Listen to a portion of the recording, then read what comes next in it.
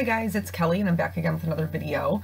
Today's video is featuring some new products from the Ink Blot Shop. They actually have a new release out. So this is the Playful Pups. I'm going to be using this stamp set today. It's a huge stamp set. I totally love all the little doggies in here. There's one that looks like a grumpy old man. They're just adorable.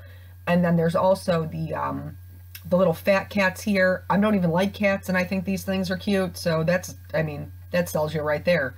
The Peas on Earth, which is super cute. It's just like a playful little whimsical set. And then the Stretched Holiday Sentiments. I'm going to be using some other previously released Ink Blot Shop stamps, including the Stretch Sentiments, the Simple Sentiments, and then the Houndstooth background. So these are just some masks I've cut out of Eclipse masking paper, and I really like doing this kind of setup for when I'm doing a one-layer card.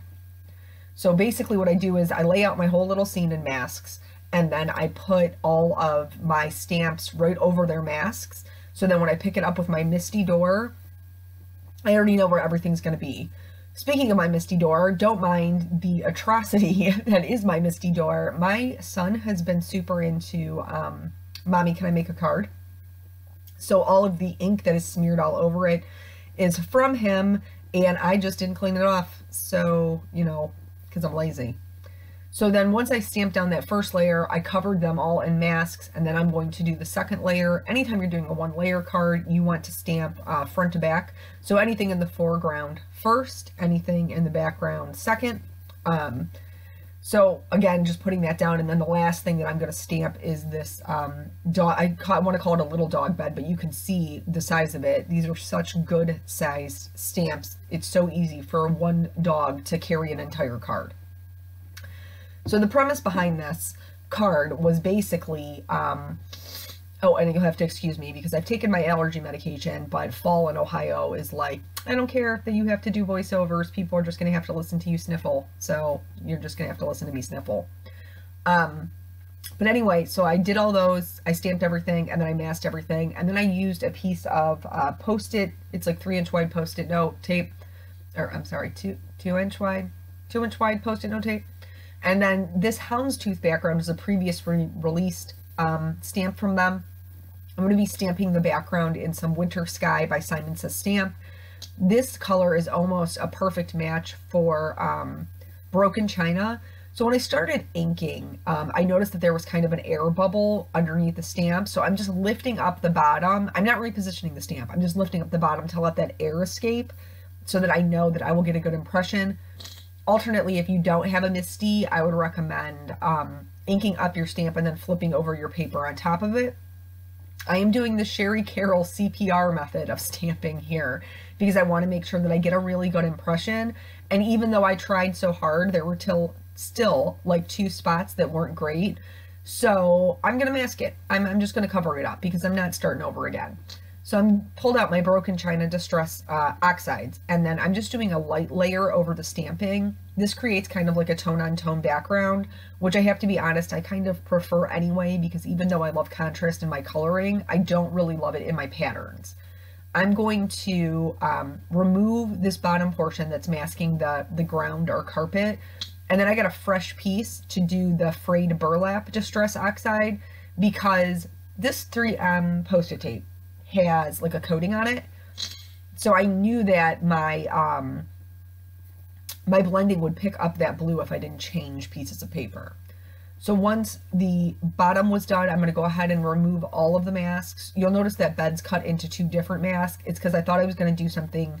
I thought I was going to try to put the dog in the bed, but then I really love the way this little ears hung over, so it wasn't necessary. Moving on to the coloring, I'm going to make this little doggy a white dog.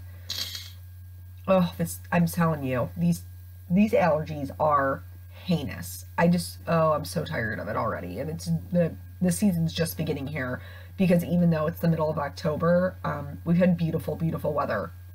It's still like 60 degrees out right now in Ohio, which is crazy because normally it's a blizzard already. But anyway, back to the coloring. So anytime you're coloring anything white, you're going to just put in the shadows. So that's all I'm doing here on this little girl doggy. I color as if my light source is in the top right hand corner. So there's going to be shading where her face is sitting above her ear, where her little jowls are hanging over the bottom half of her face, where the bow's sitting on her head, definitely where her tail's covering the bottom half of her body, where it's tucked into that bed, and then where her head is meeting her body. Any point where two items meet is typically going to be shaded.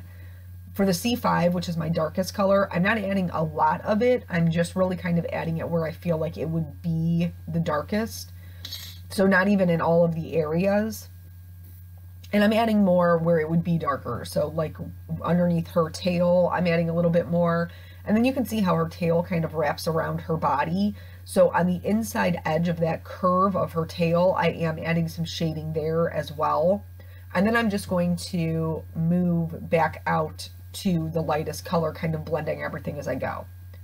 The irony of me stamping that background with the Sherry Carroll CPR method is this card is actually for Sherry Carroll. There's a group of us who get together. We try to get together at least twice a year, and that is coming up, and due to some things in her own life, Sherry's not going to be able to make it, which makes me really sad because Sherry is my spirit animal.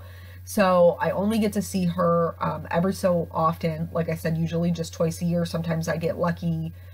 And like this year, I got to see her I got to see her twice already because of Create. We were at Create together. So I'm not even going to go into the whole thing because it'll just make me sad and cry, and nobody wants to listen to that type of voiceover, I promise. But the whole premise behind the card, I started to say, and then I started complaining about my allergies, is that like, even though this sweet little puppy has this beautiful bed and all these toys and cute little food and water bowls, she's still sad. She's still sad because she's missing her friend. And I will still be sad, even though I will be at retreat with my girlfriends. I will still be a little sad that Sherry could not make it. So, using those same gray combinations, I'm going to do the food and water bowls just to have some consistency in the coloring. I tried to pick a softer color palette than I would normally go with because that is kind of more Sherry style. So I'm really just flexing my creative energy here. When you're coloring something shiny, which is what I am trying to do with these bowls, I'm trying to make them look metal, you want to leave some of those striations in your coloring. So when you're like flicking your color, you don't want to completely blend that out. You want the little lines in there because it helps add to the quote unquote shiny feel of it. So I am blending them, but I'm not going over, like I'm not putting a bunch of pressure down and going over the entire thing. I am definitely leaving white in the centers. For her nose, I'm going to do this with a couple of different grays and a little bit of black. So I'm leaving myself a generous highlight on the right hand side where the light would be hitting her shiny little nose. And then I'm going to start adding color from pretty much the left hand side. I did take the C7 over to the right just a little bit so it would make sense that there was some darkness over there. But each time I'm not completely covering up the previous color. And then as I go back in towards the lightest color, that highlight's going to get just a little bit smaller. Each time I'm adding just a little bit more color. And then the lightest color is still going to be the C5, but you'll only be able to see just a smidge of it. You may notice that this is not my normal go-to red combination. However, like I said, trying to go just a little bit softer.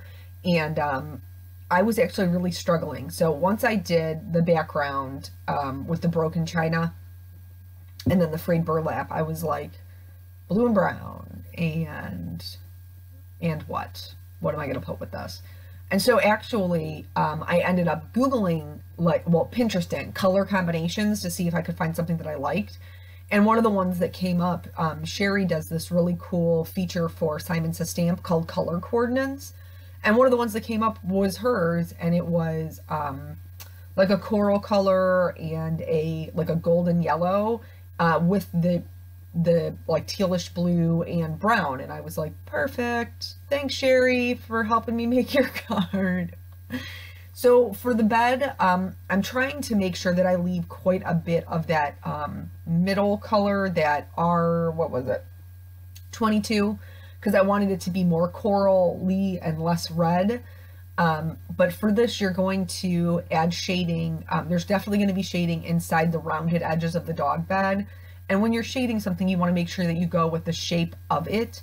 So you can see when I did the shading, I did it very round. My strokes are rounded because it's not a flat object, it's round. So you want to make sure that you're just moving with the way that the designer drew it. In this case, Tiffany, you know, it's a round dog bed. And then so for my darkest color, I just added just a little bit of it. I wasn't trying to get too crazy because again, I was trying to make it more peachy, but the inside of that bed is going to be darker than the front of it. It just would be. That dog's body is going to be blocking the light. But these 20s pick up the color previous to it pretty well. So like going over everything with the R20 is really going to help it blend and pick up just a little bit of that what was it, R27? No, R24.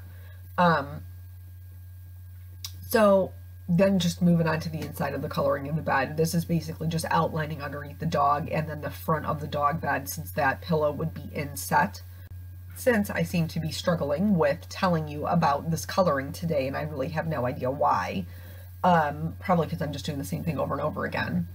So I did mention that in Ohio it is fall here, and basically what that means is all of the spiders come inside because it's fall in Ohio, and apparently it's chilly out there, so they want to come in.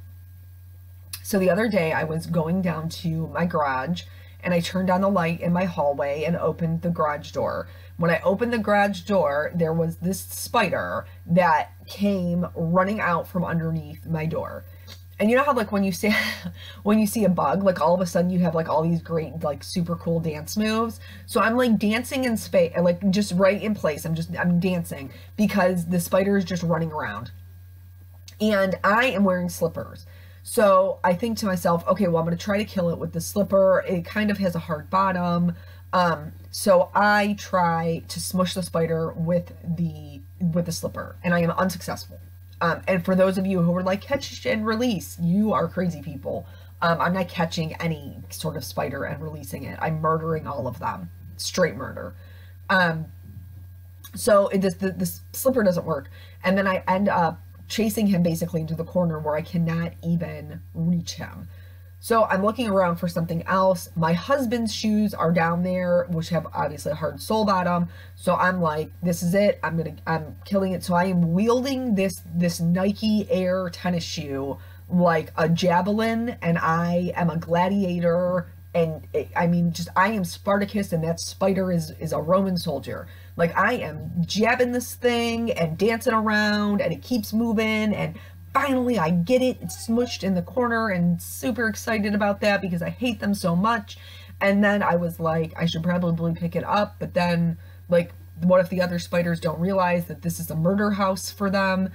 Maybe I should just leave it out there like they did with like the heads on the fence posts, just to warn all the other spiders if they come here, it means death for them. So I left it there for like an hour until I figured they got the point, and then finally picked him up. But I was really proud of myself because normally I cannot kill spiders. I don't like them at all. They totally creep me out. And there was another one in the garage the other day. They just need to get out of my house just because fall, it's so terrible every season. And it's not even like we have like giant wolf spiders. I'm just a big baby. I think maybe this one was like the size of like a quarter. I mean, it was embarrassing. But back to the coloring. So I colored everything as if the light source is in the top right hand corner. Then I wanted to add some shading into the floor because I just felt like it was very flat. We want to create that dimension. So I went in and I picked some E50s from the E50 family. So I started with the E53. I thought that would be good. And then I didn't like the way that the wall met. So I thought that I should give it just a little bit of woodwork, a little bit of trim, that would make sense that was like the back of a wall. So you did it with a Copic safe marker and my T-square ruler, and I liked that so much better. So when you're doing like scenes or whatever, don't feel like you can't adapt as you go, because you totally can. So I filled it in. I did a lot of shading with the darkest color and then filled it in with the light, or the mid-tone, I'm sorry. And then I'm going to take that mid-tone right over top of that E53, start adding some darker shadows underneath the dog bed and the food bowls. You'll notice when I did the shadows underneath that bone, it doesn't quite go up to the center. And the reason that it doesn't is because when you have an object that is sitting above the ground, the shadow, it wouldn't touch itself. So here with the ball is making direct connection with the ground. So the shadow is going to make direct connection with the ball. Because that bone is lifted up, there's going to be a gap between the actual bone and the touching of the shadow on the ground. Does that even make any sense? I sure hope so. So with the darkest color, I did the rest of the shading, and then I'm going to blend that out with an E55, just so that everything kind of makes sense. I felt like the E53 was too dark. Like, I didn't realize my background, the frayed burlap, was that light. So I blended it out with the E53 in the hopes that I could kind of make that work. I still didn't really love it, but I was like, that's okay, because I own the E50, so I'll just go back in there with the E50 and try to blend it out, which I did try. But my marker was very, very dry, and I was almost done with this card, and I wasn't taking the time to refill it. So what I ended up doing is just picking an E42, which is a little bit cooler, but it was still along the same level of intensity, the same strength. So I think it worked out fine. It blended out the colors, and it was good to go. So then once that was done, and it looks much better, like, let me tell you, it looks much better once it dries back. So when you're covering large areas, let it dry a little bit. I went in and added some detail with my white gel pen, just like you knew I would. And then I'm just going back in with my Copic marker to kind of deepen up those shadows over the white area. I have heard people say this ruins their nibs. I've never had any issue, but they are your investment, so try this at your own risk. Then once I was done with that, I used that same red marker to go in and make little polka dots on the bow of my doggy, because I thought that that would be cute and it would be a nice way to tie in that red. I outline all of my images because I like a bold black outline, and I feel like it makes my colors much bolder. So I went ahead and did that. I outlined the whole thing, and then we're going to start on the sentiment, which kind of went awry for me. So I was like, I'm really nervous about just putting a black sentiment across the top and like cutting off my card design. So I decided I was going to white heat emboss it. So that's what I did. I used my embossing buddy, I stamped in Versamark, I'm putting on the embossing powder, I heat set it. And the problem was, because my background was so busy with that pattern, and the heat embossing, well, the font is so delicate, you couldn't even read it, guys. You couldn't even read what the sentiment said. So thank God for the Misty, because then I just put it back in the Misty, double checked to make sure that it was lined up, stamped right over that embossing with black Simon Says stamp ink, and then nobody will even be any the wiser that I made that error in the first place and that you couldn't see it. Speaking of not being able to see things, here in a minute you are going to see me use Morning Dew Nouveau drops, which dry clear. So, and I also like to use the little droplets as like a placeholder before I start doing them, so there's a little trick for you. Once these were dry, you couldn't see these either. So I ended up using a craft knife to pop them off, and in the final picture you'll see that they're black because I popped off the clear ones and then I redid it with the Nouveau drops in ebony, and again, like that much better. I just added some clear Wink Estella to some of the accessories, and then that is the whole card. So these Ink Blot Shop stamps are available in their shop, as well as at Simon Says Stamp. There's links below. Thank you guys so much for joining me, and I will catch you on the next video. Bye.